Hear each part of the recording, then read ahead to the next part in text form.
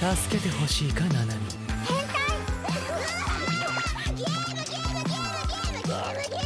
心を燃やせ。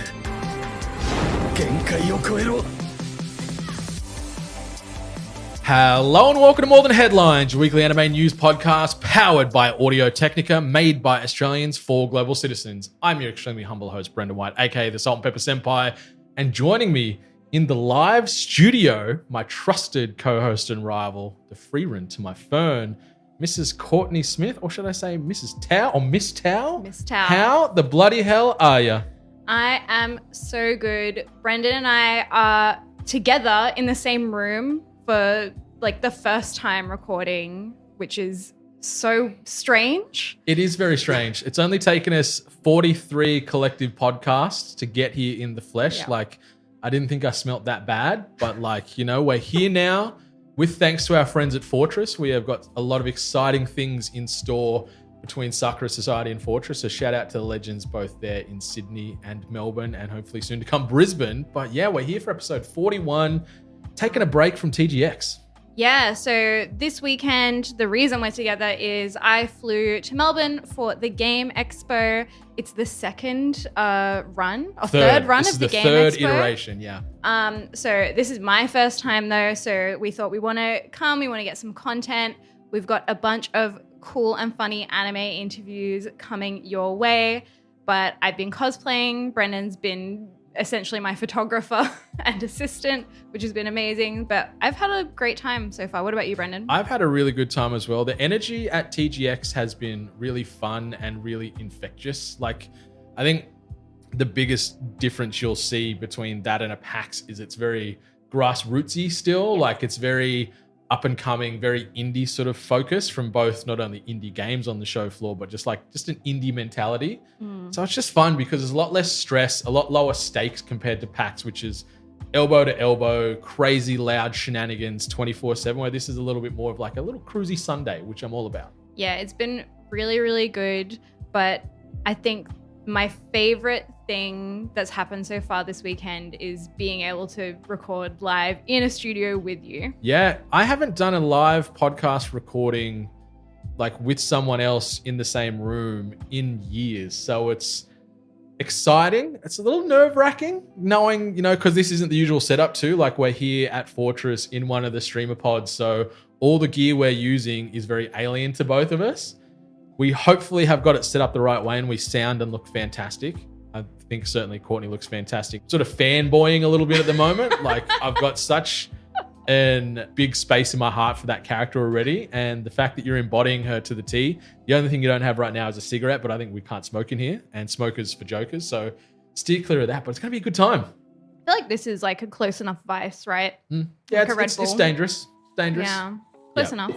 Yeah, but speaking of close enough, I guess should we do what we always do here and jump into the news? Let's do it. All right. You like the What do news? you got for us? Okay, let's go. Spy Family Season 3 will premiere in October this year. The season comes after the second season where the family went on a cruise together.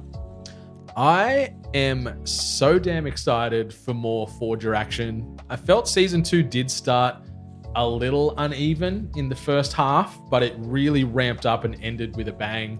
The assortment of violence that we saw was surprising, but also welcomed for me. Like, there was a lot of death, there was a lot of bloodshed, and I really love seeing Yor take center stage in the back half of Season 2. She sort of had a star-making performance during the cruise arc and really kicked a lot of ass, but still showed a lot of heart as, you know, something we've come to love with this character. So yeah, bring on Season 3. I think my favorite thing about Spy Family is that it's just such an easy watch. Like, even with the violence, and there was a lot of blood last season, but even so, it was just really easy to kind of sit down with my dinner, put it on, watch it. It's really, like, I don't have to think. I can just relax. It's fun, funny, still engaging, and I'm just excited for the fall anime season so I can watch more of this cute family. Shout out to that cute family, and shout out to Matt Owens, the showrunner for Netflix live-action One Piece adaptation. He's actually stepped away from the show, citing the need to look after his mental health. In an Instagram post, he thanked Oda, Shueisha, Tomorrow Studios, Netflix, and series cast and crew for their trust and hard work. Honestly, by the looks of it, Matt seemed pretty sad about needing to step away from this series, which is honestly super understandable. It's fantastic. It has done so well in terms of ratings, and all the behind the scenes footage made it seem like the cast and crew were having a great time as they were filming. So hopefully he can come back later on. Yeah, I hope so too. But like, I'm also a big believer in putting your health and your happiness first over everything in life. So I'm tipping my hat to this man for taking the time to realize, I'm not feeling and performing the best I can. I got to make sure I can be my best self, and that's admirable. I imagine a choice like this probably was not easy for him because, this One Piece live action adaptation really blew up. Like, the world was loving it. Loyal fans were loving it. Like, it was a fresh take on a very familiar and very beloved franchise. I enjoyed that it was a tighter paced affair in comparison to the anime. Not going to throw too many stones. But I hope that he does make a return because I feel off the back of that success and probably the fame and stardom that he's found, like, it's added a lot more attention and probably luster to his career, and hopefully he can sort of continue on and keep kicking ass. I think so. I am super excited for the next season of One Piece live action though. But something else that I'm super excited for is SK8 the Infinity, the OVA. Just dropped on Crunchyroll on March 19. It comes after season 1, and that ended in April of 2021. So we've been waiting for the second season for 4 years now. And I'm not a patient man in anything in life. Like, I want it here and I want it now. So 4 years feels like an eternity, but I love this little stealth drop. I was so excited watching this OVA overnight and just returning to this world of SK8. And I didn't really know how much I missed it because it is just so fun and so silly and so wholesome. And it's just, like you said earlier, it's like it's a comfort food anime. Like, it's a cozy watch. There is some stakes and some dramas and whatnot and some hot boys, which we all love. But it felt like I was right back there sort of shredding with these boys and girls in the skate park, as the cool kids say. Radical man. But it was gorgeous. It was fun. I really enjoyed that we got sort of 3 separate stories that played out in this OVA. So it was only a 20-odd minute episode, but we got a full serving of different tone and different vibes. And it leads me so excited, but also so desperate. Like, we do have a second season confirmed. No dates yet. So we're sort of like, when, if, how? Can it be next week? Probably not. But this was a good sort of palate cleanser that tied me over until season 2 eventually drops. Yeah, I adored the OVA. It was so cute. We get to see Langa and Reki playing Karata with Mia, who honestly I forgot is a character in that show. But it was very nice to see them playing. Then Shadow, obviously, when he's not kind of dressed in his full metal gear, he works at the flower shop. So good. Where he has a crush on the manager, which is so cute and wholesome. And my absolute favorite part of this episode was seeing Cherry Blossom and Joe at school together. They were just arguing the whole time. It was great. They're like a married couple. Like, there were scenes where I was like, they would be hanging out and I'm like, you could kiss right now. Just make things. I love the gay skateboard anime, Brendan. I didn't know I needed gay skateboard anime in my life as much as I have after revisiting Skate. So I'm like pining and longing for this second season. But something else that I'm pining and longing for, obviously, is fantastic anime-related streetwear from our friends over at Ice-T Aesthetics. So thank you, Ice-T Aesthetics, for delivering the news here. But let's jump into what we've been up to this week. Any notable sort of hits and misses that we've been watching and reading and whatnot. So Courtney, did you want to sort of lead us off here with what you've been up to? Yeah, so while I've been preparing for TGX, I haven't really been able to watch much, but I have watched the Apothecary Diaries. I say this every time I bring this anime up, but it's another episode with a mystery that seemingly doesn't really relate to the overall plot. It doesn't really go anywhere. Like, they solve it and it's well written, but at first you're thinking, what does this have to do with anything? But then they tenderly weave it into the overarching plot, and they create something that can be enjoyed both short-term episodically, but also in the long run when you see those payoffs happening later on down the line. It just never misses. They've got such a good perfected formula where yeah, it does feel like they're all bottle episodes, but then there's little flow-on effect to the overarching story. And yeah, it's so well done. It's so well written. It's so well animated. Like, it's still one of the best looking anime doing the rounds currently. And that opening track is one of my favorites of the year, and also probably of the last couple of years. Like, especially how it bookends, like that start beat. Yeah.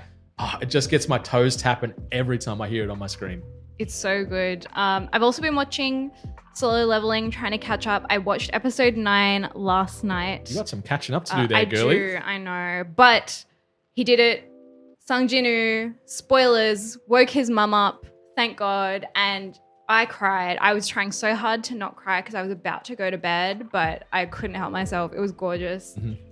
Just seeing Jin-woo and his mum kind of immediately have that connection again, like from when she woke up. Like, obviously she was, you know, in this coma for however many years, and then suddenly as soon as she wakes up, they go back to having that really strong bond, which I really liked. And it was beautifully animated. Oh, yeah. Like, they had this muted dark navy color palette that was really gorgeous, and you know, we have all these shots of Jinu face on crying, and we've got like the low angles and the high angles, and just seeing that really tied in with all of that emotion.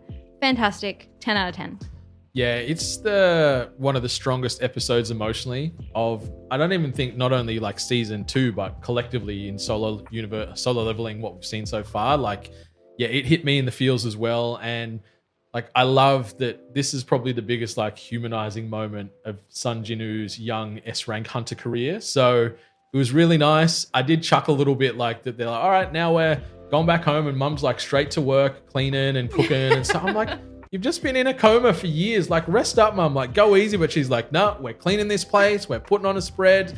And seeing like Jinna and Jinwoo and Mama Sung just doing their thing together, really beautiful sense of sort of family and community. I will say though, I was just thinking when we saw the scene where the house is a mess because Jinna's been very cheeky. Fried chicken everywhere. Just such a mess everywhere. So she's been a bit naughty, and mum comes home. If I were the mum in that kind of scene, I would have lost the plot.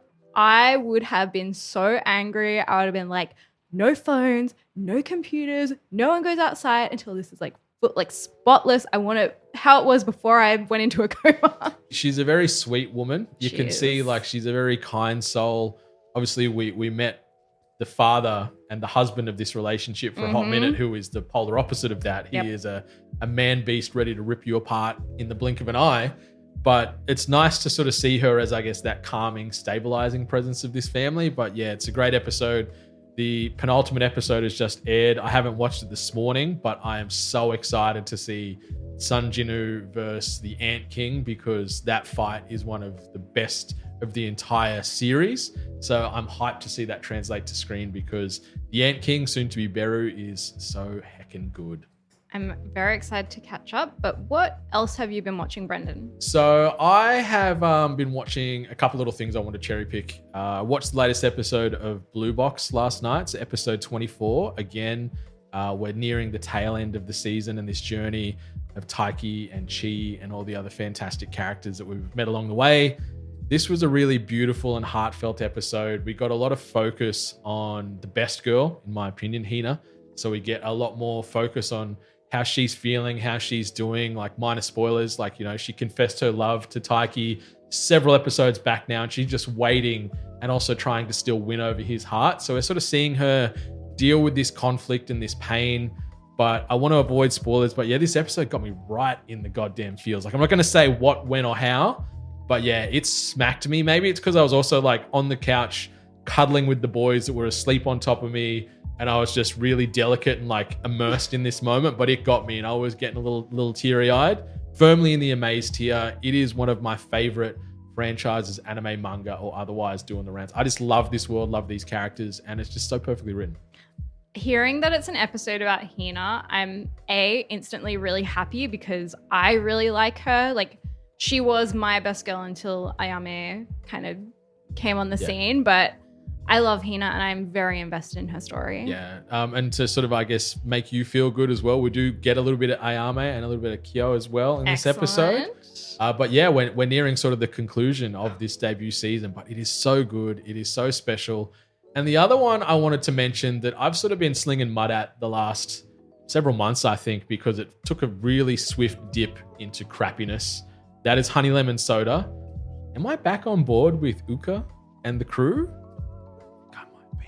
Do you remember? I think it was maybe like 2 or 3 episodes ago. I had this moment where I was like, maybe this show is actually good, and then it kind of like went back to being not as bad as it was initially, but you know, mid. And now apparently we're it just took me a few extra episodes to get back there with you, because those episodes you watch, I'm like, yeah, this is still like, it's an improvement, but it's still kind of crappy. But episode 10 and 11 for this story and this world felt like home runs for me. Like, we got really great story progression, really great character development, and sort of seeing these people just become more of themselves and comfortable with who they are, and, you know, dealing with social anxiety and self-doubt and all that. Like, again, got me really teary-eyed. A couple of like sad tears, a couple of like emotional, happy, like, yeah, tears. Like, you can do it. But I don't know what happened, but it felt like they have held the majority of the budget for this season in episode 11. Like, once you check it out, I think you're going to agree, because the animation in episode 11, where we do have like a school carnival going on, they've just like pulled out all the stops. Like, it blew me away. And it's kind of bizarre, like, that the rest of the series looks as it does, and then this penultimate episode, you know, reaches for the stars. But like, it's stunning, and I hope we can maintain that consistency. Maybe they just got a second round of funding to really sort of double down, because I'm invested. It's moved up to the good, but potentially becoming great tier depending on how it ends, because there's been a lot of redemption, a lot of empowerment, a lot of like, yes, you can do it, girl, you can do it, guy. And like Ayame, like I guess you could say the best friend of Uka now. She's the best. I love her so much. So sweet. She's my favorite of this sort of misfit group of people that we're sort of dealing with here. I'm with you on that. I really like her. I think the characters around Uka are well written, almost like better than Uka. Like, Uka feels like a self-insert character where it's like, you know, if you are that like kind of shy girl that got bullied in school, like, you'll relate to Uka. But I really like that the other characters are fleshed out more. Yeah, so I've been pleasantly surprised by this turnaround. I hope it keeps going this direction, because I'm back in. Like, if it does me dirty in the finale, I'm going to be out so fast and spitting a lot of hate on this podcast next week, or the week after when we do our sort of seasonal recap. But anything you've been reading you want to mention, or do you want me to take this piece? I'll let you take this, because for me, it's at the moment, it's just Dr. Stone, and I can't wait for it to be over. I'm not going to lie. Really? Yeah, I'm not loving it. It's sad to hear. Yeah, but what have you been reading? Okay, so I've jumped into yet another brand new manhwa for me this past week or so, called Who Made Me a Princess? Yes, the title sounds a little like, what? What are you watching or reading this for? Like, you're the battle power manhwa anime god these days, and you've shifted into here. So this is a manhwa about a Korean girl who dies unexpectedly and is reincarnated into a story that she's read about a princess who was abandoned by her father and then eventually executed in the story. And so she is now the princess, Athanasia, or Athi, as she's known in sort of shorthand. And so she's doing all that she can to avoid being killed by her father, attempting to sort of win over his love in order to survive, sort of change the narrative that she's familiar with. And Claude, like, that's her father, who's the king of this area. One of the most gorgeous characters you will ever see. Like, I haven't sent any photos to you yet, but I reckon you're going to be thirsting once I do. But as equally as gorgeous as he is also that same level of sadistic. Like, he even went on a killing spree because Athanasia's mother, she died giving birth to her, which caused him to have sort of a mental break. And he killed pretty much the entire, like, kingdom's, like, maids, knights, anyone that was there at the time. He just, like, killed everybody. So he's a crazy, bad SOB, but also a very handsome man. And you realize after this, he ends up using magic to sort of close off his memories from, like, his wife and his future, and also, like, using magic, he closes off a lot of his emotion. Like he's very emotionless and cold. So you're sort of seeing Athi trying to win over his favor and also earn his love and awaken him, while also trying to stay alive because she knows what happens in the end where she dead. Okay. So stakes are good. This guy, the dad, sounds like an amazing character to me. He sounds like just my type because, all right, first, I haven't seen a photo, but good looking. Yes, bring up the photo, please. Yeah. So he's good looking. He's cold. I love like a cold, emotionless guy. I don't know. That sounds really bad, but I don't know. There's just something about it. And then, if I died, like for whatever reason, and my husband didn't lose his mind, I think I would come back to haunt him and annoy him every day. I'd be like, no, you have to be more upset about my death, thank you. Because, going into a fit of rage is the response that I want. So this is sort of the outfit that he rocks the majority of the time. Oh! Yeah. So he's just like Stop! got like a nightgown almost on that's always showing like his chiseled God. body, blonde hair, and he's got these piercing blue like diamond eyes. Yeah, he's a hot boy, but also then a sadistic murderer. They're good. Yeah. Yep. But it's been really good, like period piece drama, gorgeous art, as Courtney just confirmed, and like a great protagonist. Like seeing Athi trying to live and survive and do her thing while also trying to sort of thaw the heart of this man is just really endearing, and it's really grabbed a hold of me. I'm very invested. It's finished as well, so the good thing is it's a completed story. I'm at chapter 85, so I've been chewing through this thing so heavily this week, but I'm really vibing it. I love that it's a fleshed out world. The ancillary characters you meet along the way is really good. Like, yeah, there's quite a few hot boys around that you'll see. And like, yeah, then the usage of fantasy and magic in here a little bit's really good. 8.47 on my anime list. So when you see above those 8s, it's pretty damn rock solid. And yeah, it's quickly edging towards the amaze tier for me because I can't put this damn thing down. Okay. So how many chapters does it have? I think it's 140. Oh, okay. Maybe I'll have to pick it up. Yeah, but it is gorgeous. It is great. It's got some heart. It's got some humor. And then like knowing that this father can like turn on a dime and just execute people. Like, yeah, the stakes are always constant. Like there's always this level of tension around. But then Athi also is like the most beautiful, adorable little kid. And you sort of see her, it does some good time jumps. Like you see her when she's 3, jumps to 5, jumps to 11, and now she's around 15. 16, and sort of in these sort of teenage years in the book was where she gets executed. Right. So it's dangerous times right now. And then there's other stuff I haven't mentioned because I don't want to spoil like the big reveals, but it is good tea. Oh, okay. I really want to read this one now. Yeah, it's a good time. It's a good time. All right. Let's get into our review and recap and reaction of Sakamoto Days episode 11 titled Casino Battle. So the episode opens, we see Wu-Tang flexing his psychological warfare muscle. We see how smart and intelligent he is, and he's like winning hand after hand after hand in the casino in front of the Sakamoto family, like doubling, tripling, quadrupling his money like in the blink of an eye. And then he's sort of proclaiming like he's going to risk it all in order to win Lou back. And it's a really sort of brief opening scene because straight after that, we cut to Vaundy and that like toe tapper of an OP. I feel like this show does tend to do that. The opening scene will always be quite short of an introduction there. We don't get a recap of the previous episode, which I like. I really like this. It's just like quick. It just moves and gets on with it. So after the OP, the episode opens with everyone in the casino. Shin is trying his hand at poker, but he doesn't know the rules like at all. So he's fumbling around and everyone's looking at him and going, oh, this guy's a total noob. Like we're going to crush him, right? But then, so he's reading their minds and he's like, hey, they're smack talking me. They're talking so much shit. One of them even goes, oh, he looks like he works at a mum and pop convenience store. That made me cackle. So funny. So Lou arrives and she's like, Shin, what are you doing? Like, you're being so silly. You don't even know how to play. Like, why are you here? And they start arguing and kind of like getting a bit rough and tumble with each other. Shin then drops his cards and he has an ace and a king. Yeah. And all the other people at the table are like, oh, oh, okay, but he could win this. Like we got to say something to like kind of stop him. But it doesn't really matter though, because he has his Esper ability, of course. So he's reading all their minds. He's like, hey, maybe we should just play with everyone's cards open so I can, because he can win. And immediately we see his confidence shoot up after everyone sees those cards, and he's like, oh, this is actually really good for me.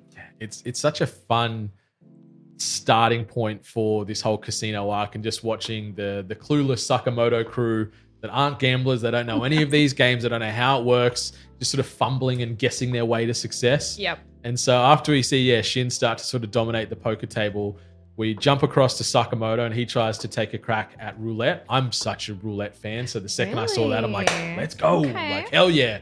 Come on, Taro. So he immediately goes to the table, puts all his chips on red, minus one chip. He holds one back. You're like, oh, what's this? Was this a lucky chip or something?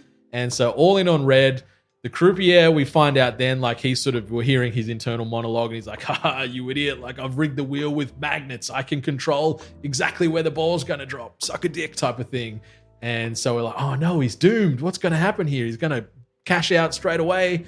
But because Sakamoto takes that last chip as the ball's starting to sort of slow down in the wheel itself, and it's bouncing around and there's high tension around the table.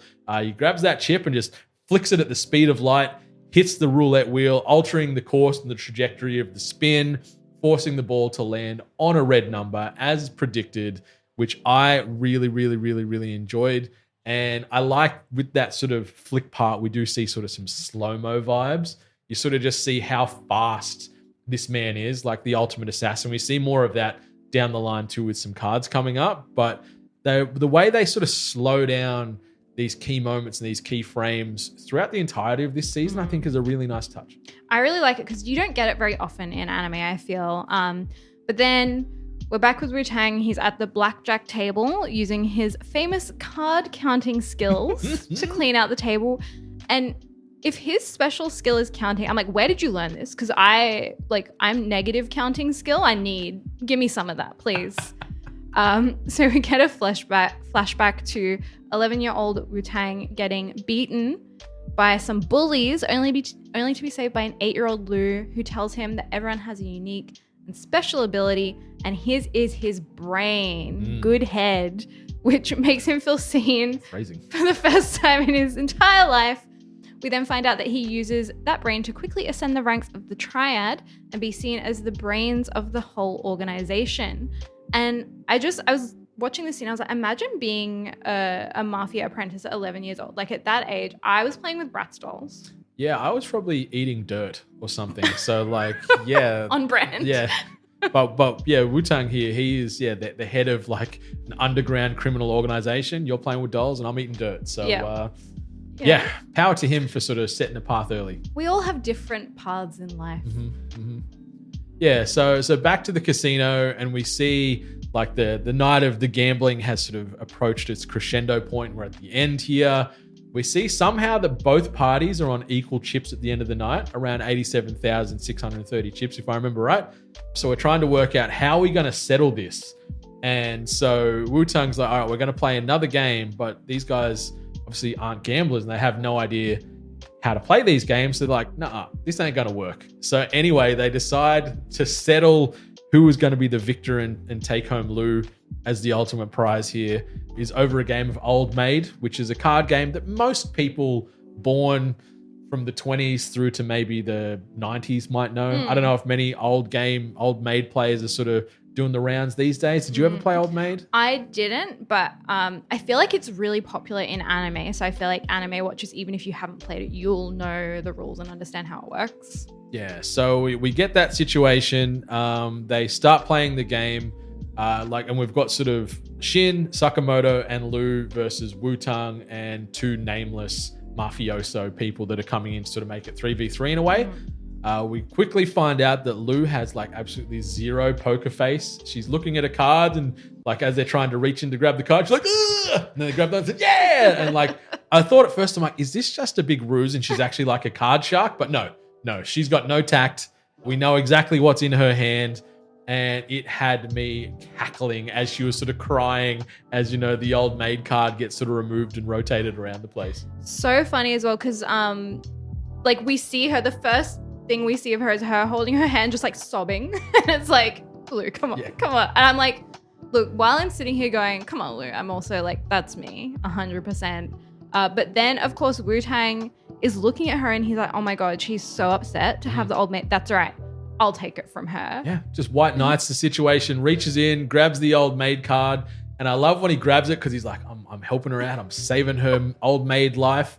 The stealthy, sexual related nosebleed just sort of trickles down his face. Again, made me cackle. I love those little subtle comedic moments, and Sakamoto Days feels like they've really hit the formula and the momentum as to when to jump in and be serious, when to jump out and slice someone's head off, and then when to sort of just navigate the middle. It's just a good vibe and good tone. Definitely. But then Wu-Tang is like, hey, Shin, you're a mind reader, right? And Shin's like, oh my God, how does he know? And he manipulates Shin and stops him from cheating by thinking about a bunch of maths. And I'm like, you know what? That would stress me out too. So he kind of overrides Shin's brain. He makes him pass out because it's just, there's so much information that Shin's taking in. And he's like, oh, I can't deal with it. And he passes out. So he's out of the game. Then it's Sakamoto's turn to pick a card, and he's grabbing a bunch of cards and putting them back and doing all of this at the speed of light. But of course, Wu-Tang is like, hey, if you cheat again, you're going to die. Don't cheat. Which is really funny because Sakamoto and his crew are the good guys, right? But they're the ones cheating in this game of old maid. So then in the end, it comes down to Sakamoto and Wu-Tang. Wu-Tang is like, I know which card it is.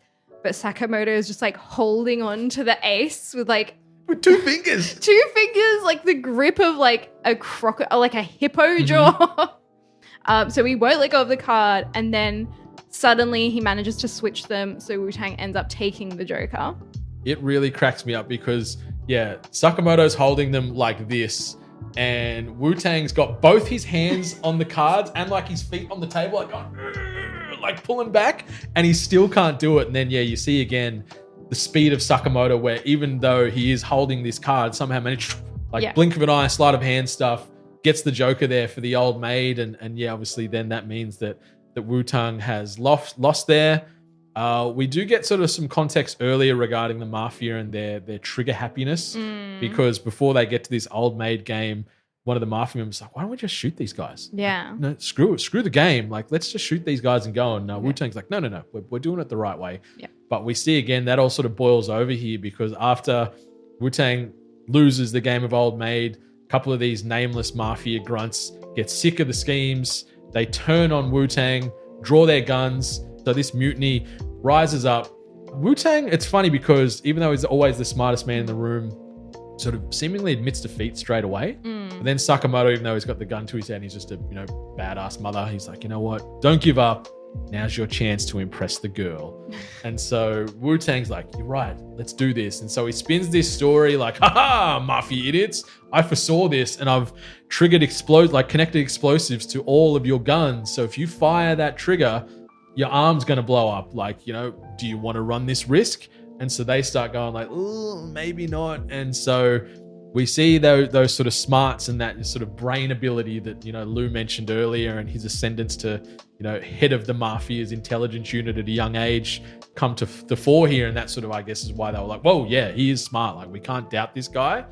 And in this moment of pause, that is all that is needed for Sakamoto and Lou and Shin to fight back. They quickly beat the snot out of these rogue Mafia members with punches and kicks, but also the usage of the pool balls made me cringe a little bit, because getting belted with a pool ball, I just feel like that's a near death shot. And I was just like, ooh, that was ooh. And we also get a really quick flash of a Sakamoto pokey machine going off, where a guy gets his head slammed in the machine and they sort of win a pseudo jackpot. It was great. It was so good. And in this scene, Sakamoto clearly breaches the no-kill law, Brendan, breaking 2 necks during the battle. I think we actually should have kept track of how many times he's broken the no-kill rule for the Sakamoto family, because it's more than once. I feel we're at least half a dozen from just sort of memory from this season. And yeah, if Aoi finds out, she gonna be pissed. He's gonna be out in the street. He's gonna be living with Heisuke in a tent on a roof somewhere. Yeah, and like he can be like, oh no, they're just asleep. But no, we know the truth, Sakamoto. Yeah, we do. So this leads to the end of this scene. We then like after Wu-Tang sort of admits defeat, we then flash to the convenience store and we find out yet again someone else has been sort of inducted into the Sakamoto family and is working here. Wu-Tang's got the apron on, very begrudgingly. He doesn't want a bar of this. But then he's like, all right, you know what? I also promised you guys that if you were to beat me, I'm going to give you some more information regarding who took out the bounty on your head several weeks ago now. He explains that, Slur put the hit out, but it's quickly dismissed. They're like, we already knew this. Like, this information is useless. Like, you got something for us, bro? Like, this is crap. So then he goes on to explain another tip he's received, and this relates to 4 mass murderers who were on death row. They recently faked their deaths and escaped prison. And I love, while he's sort of explaining this very morbid and scary story to the Sakamoto family, there's just this elderly woman coming in to buy a couple of groceries, and he's just casually like, yeah, these people are doing this and this and this, and like serving her, just not giving her any attention, telling these horror stories. She doesn't react to any of it, but it was, again, like I was just laughing along in this situation. I love that the whole neighborhood and the general public are just always kind of along for the ride with the Sakamotos. Like, I feel like they know them, where they're like, yeah, that's just the Sakamoto. So when they're like doing something, like, oh, are you filming a movie? Like, it's so good, and it just works in this universe so well. And yeah, so we get a little bit more information about these 4 mass murderers. They've got some very interesting names. So they work through them sort of one by one. And the first is this female named Dump. Yep. Silver-haired smoke show with some tattoos. So immediately like, okay, I'm watching you, Dump. Probably not the best wording. But we find out she's also like killed 180 people. And like her thing is like she kills a lot of people and leaves them full of holes. So whether that be, I don't know, a gun or some type of blunt device. And sort of we're seeing a lot of these victims as Wu-Tang is explaining, I guess, who they are or what they're known for. The next one, a manga-loving guy named Saw, who has left 64 victims without their flesh. So just peels the skin right off these poor people. The third mass murderer, Anxious Pickle Hater, Apart, who has dismembered 206 victims. And then the last one, called Minimalist, a giant of a man who has turned 370 victims into minuscule balls of flesh and bones. He takes people, and you see in this episode, and objects, smashes a little burger down, smashes a table down, and just like in his hand till it's like this. And I don't want to go that way.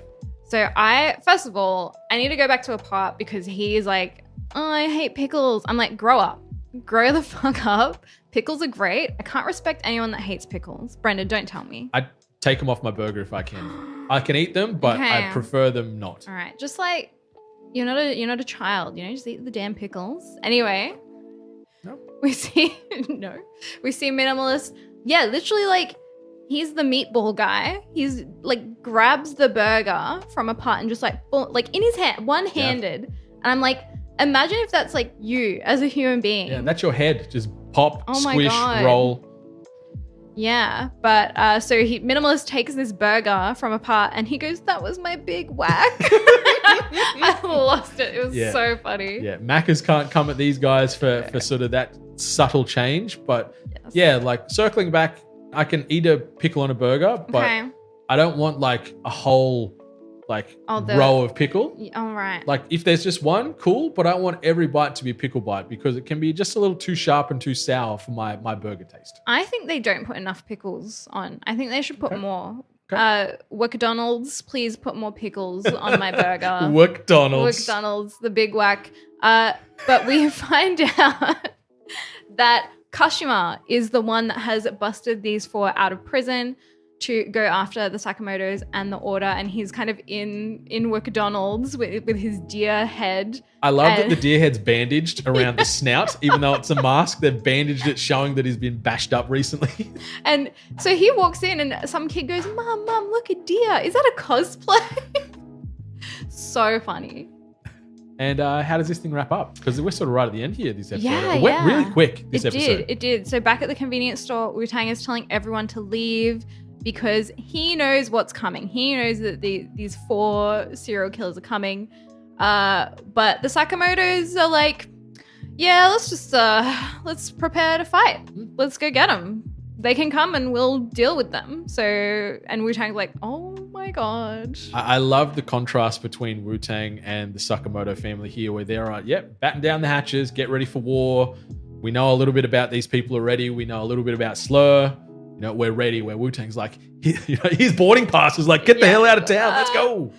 But fun episode. Yeah, I really liked it. I think we've had some episodes have done better than others, but this episode for me was really enjoyable. Yeah, it's one of the stronger ones. Like, it feels like this first season is building really good momentum and it's going to finish really strong. I felt the middle, it kind of waned a little bit for me, but it feels like I'm back on board and I'm really vibing with this world and with these characters. And I don't know if it's just me, but I feel the animation quality has increased slightly. This episode looked and felt better than a couple of previous ones as well. Yeah. And this was the last episode of the season. Really? Episode 11, yeah. That's it. We're done with Sakamoto Days. That's heartbreaking. But yeah. You know what? That's kind of cool because obviously we get Core 2 coming or second season coming in July, so we don't have to wait too long. The season of Brendan is firmly upon us come July. So shout out to Taru Sakamoto and co. But overall, rock solid season. Yes, I agree. And I think it ended in a really good spot where, here's the new big bad. When we get there, we'll get there and we'll obviously see the 4 of these serial killers, see what they can do. Yeah, and I think a couple of the closing lines really set the tone for this next season, where Wu-Tang's trying to explain to the Sakamoto crew here, where they're they don't have a code. When they're not assassins, they don't kill for the pride of the job. They kill for fun. They're mass murderers. They're serial killers. These are the baddest of the bad, and they're coming for you. And yet Sakamoto and co, they're also just it's all good. I'll do it. Yeah, Lou, give me a couple of those pork buns, will you? just casual, but yeah, really, really enjoyable. Good end to the season. I thought we might have had one episode left. So there's me completely missing the boat there. Yeah, but let's get into some final comments. Of course, thank you to our producers, Orny, Duffo, and Matthew C. We love you. We see you. We appreciate you. And we're so glad that you have chosen to support us. Mm-hmm. And of course, the one thing I want to shout out today is that we've been at the Game Expo this weekend and it's been a blast. It's been so much fun. Yesterday, we did a bunch of interviews on the show floor with people asking them about their favorite anime, their ultimate waifus, and some controversial questions and answers. So those interviews will be up on our channels soon. So keep an eye out. Yeah, it's been a blast roaming the Melbourne or the MCEC the last couple of days and spending some time with you, and also just chatting to people from all walks of life on anime has been really fun and really enjoyable, and seeing some of these takes, some you'd probably come to expect we'd hear and get, but a few were very left field and very bespoke. Yeah. And some that were a little heartbreaking to me to hear, because I'm I love these characters or these worlds, and people are nah, that's overrated. Mm-hmm. That's shitty. And they're what? Yeah. So check the socials. Those videos will be dropping on Instagram and TikTok in the coming days. But yeah, very, very good times here. Melbourne put out some reasonably good weather. It's been good vibes. It's been cool to do our first in-person podcast after doing this erratically for, a year or so. I think since the first episode we ever did doing Darling in the Franxx way back in 2023. So, And I finished it. Yes. I finished Darling in the Franxx, even though it took me 12 months. Overall, where would you tier it if you're going to use my scientifically accredited metrics? Yeah, I would say great. Okay, great tier. Yeah. I think that's accurate. Yeah, I think it sort of does The ending does get a little sloppy and drag a little bit, but I really enjoy it. And sci-fi, alien, mecha romance, like, sign me up. Very fair. Yeah. And anytime I hear anyone call someone darling, that's an immediate like gold star, because I don't know, that's something I probably need to talk to a therapist about. But anyway, my last words. A new episode of More Than Hentai is finally coming to the airwaves this week. I know it's been very erratic the last couple of months, so sorry, but also thank you for understanding. But yeah, going to be tackling something we talked about earlier in this episode and a lot of previous other episodes. And I think it's perfect because the season's coming to an end. We're going to be doing sports, romance, anime, blue box with friend of the show and podcaster himself, Matt Tilby. So I'm excited to deep dive on that one this evening. I'm actually recording that tonight, so it'll be out later this week. So, I didn't know who you were doing. That's so fun. Guys, it's going to be a good episode. Yeah, very well spoken. We've done a lot of podcasts together over the years. We used to actually host a basketball podcast together. Oh my God. Way back in the day. So yeah, he's not an anime boy. So he's new to the world of anime, really, apart from like Digimon and stuff.